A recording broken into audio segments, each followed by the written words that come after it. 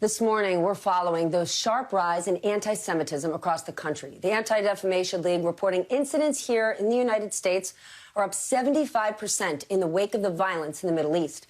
New York Governor Andrew Cuomo just announced he will deploy state troopers as security at Jewish facilities. In Brooklyn, 3 men were charged with hate crimes after they harassed people outside of a synagogue and attacked 2 Jewish teenagers. In St. Petersburg, Florida, police investigating graffiti that included a swastika painted on the Holocaust Museum there. In response to all of this, a group of Jewish Democrats sent a letter to President Biden urging him to take stronger action and calling out members of their own party.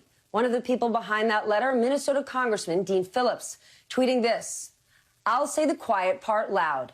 It is time for progressives to start condemning anti-Semitism and violent attacks on Jewish people with the same intention and vigor demonstrated in other areas of activism. The silence has been deafening." Congressman Phillips joins me now. Congressman, good to have you here. This is a very serious topic. I mean, you're calling out members of your own party. Can you explain your frustration?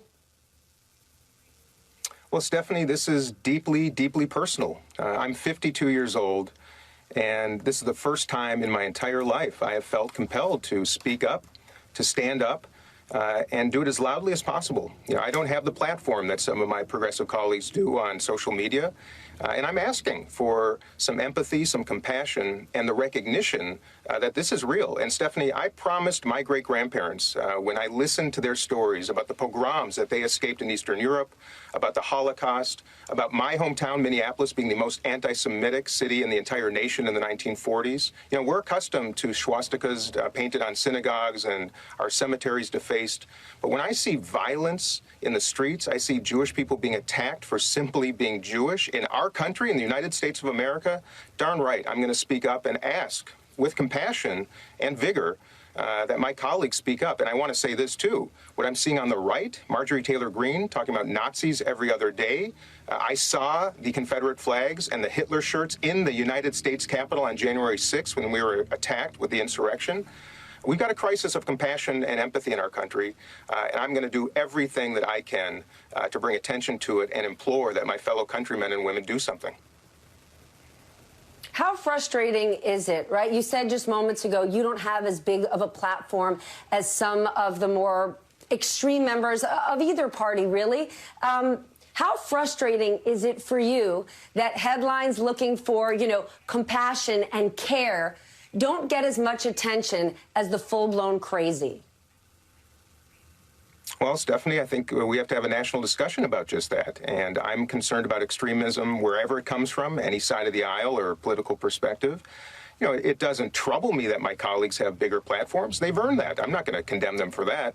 But I ask that they use those platforms to bring us together, to point out where we can be more compassionate to one another. I'm not trying to dissuade them from speaking their truth with authenticity, and they have a lot of good to share.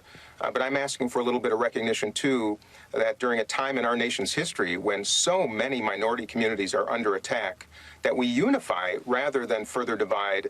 And that's my mission, and I'm asking anybody who has those platforms to take a breath and recognize how important this is to a community that has long found a home in the Democratic Party, mind you, since Truman, Hubert Humphrey, a dear friend of the Jewish community. But the Jewish community in this country is feeling awfully uncomfortable right now for reasons that many can imagine based on just the litany of attacks that you just referenced on your show. But what you're saying is pretty serious. I mean, you are putting colleagues of yours in the hot seat, basically saying, how come some progressive members are quick to criticize Israel and slow to show concern about anti-Semitism? I mean, those are serious accusations. Have you gotten any response? Sure. You can imagine the response I've gotten. A lot of it positive. I've gotten a lot of condemnation, which, frankly, validates my whole point. Now, I want to refer to Richie Torres, a wonderful new member of Congress, a progressive, a gay man from New York City, who has a great fondness for Israel because he recognizes it is the most progressive nation in the Middle East. He knows that only in Israel can a gay man not just survive, but thrive. Only in Israel is the entire population afforded rights, including Arabs. In fact, Arabs have more rights in Israel, Arab citizens of Israel, than they do in Arab countries in the Middle East, for goodness sakes.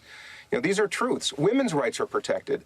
And look at the Netanyahu government has plenty that I disagree with, in fact, quite distinctly, and that is absolutely fair game.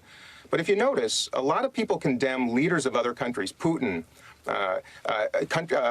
Kim in North Korea, all around the country, all around the world, except in Israel, it's the country that is often condemned. That's troublesome to me, and that's where I link anti-Semitism to the condemnation of Israel rather than its leaders. And by the way, we had a president recently, too, who drew the ire of many of us. It was he that drew the ire, not the United States of America. There is a difference, and I want to point out that connection. Looking for a little bit more empathy, understanding, and most importantly, Stephanie, an understanding of history, including 20th century history. Let's go more broader in terms of policy and influence in politics and really across the Democratic Party. We know that there are an awful lot of Americans across the country that are moderate Democrats, moderate Republicans. Earlier this week, I was asking Jake Sherman from Punchbowl News about the infrastructure deal, about why we don't hear more from moderate Democrats. Are they behind all of the spending initiatives? And he said, you're not going to hear from them. They're wimps. Huh. Well, Jake loves to throw that at us, and frankly, it inspires us a little bit more. But Stephanie, this is, you asked me a question earlier about how our country responds to condemnation so much more than cooperation.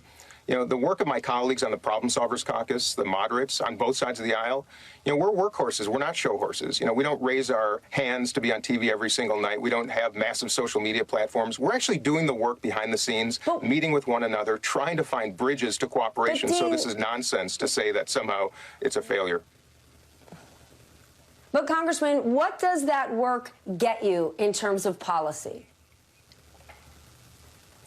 Ultimately, Stephanie, if the United States of America and American voters believe that the path to prosperity and peace and security is through two sides further retreating to corners, throwing political firebombs at one another, and a fringe on each side essentially being the voices of the entire Republican and Democratic Party, if that's what America wants, well, we're getting that right now. I would ask, and I would implore, and I would invite people who are watching right now to take a breath and really reflect on where we want to go and what types of dispositions we want to see in our United States Congress and state houses around the country. I'm not condemning my own party. I'm not condemning the Republican Party, but I'm encouraging thoughtful, like-minded Americans, no matter your politics, to recognize that we have got to start breaking bread together before we destroy Americans' comprehensive faith in government. I'm trying to do that work quietly and the way that I was taught to do it in a manner that I think is becoming of a member of Congress. That is not how many of my colleagues act. I'm trying to encourage a little bit of a change of behavior, and I think that is the path to better policy. Time will tell. Well, any day you want to take a deep breath, you can always do it here. It's how this show gets through the day, and we do believe all Americans are just trying to get better and smarter and take care of their families and communities. And we're certainly trying to do that here. Congressman, thank you for joining me. Have a very good weekend. Still ahead.